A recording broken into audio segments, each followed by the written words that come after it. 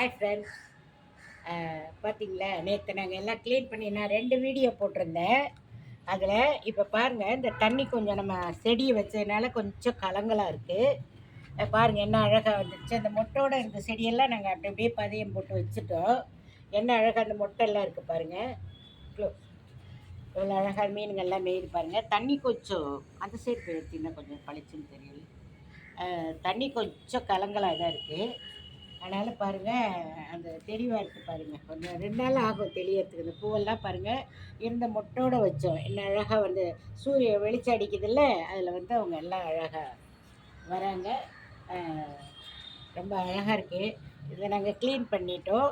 இது வந்து உங்களுக்கு பாருங்கள், நான் ஒரு 6 மாதம் கொஞ்சம் நீட்டாக ஓடுதில்ல, 6 மந்த்ஸ் வரைக்கும் தெளிவாக ஓடும். அதுக்கப்புறம் மீண்டும் நம்ம இந்த மாதிரி க்ளீன் பண்ணோம். நீங்கள்லாம் யாருன்னா இந்த மாதிரி மாதிரி செடிங்க வச்சுருந்தீங்கன்னா அதெல்லாம் அப்படி க்ளீன் பண்ணிக்கோங்க.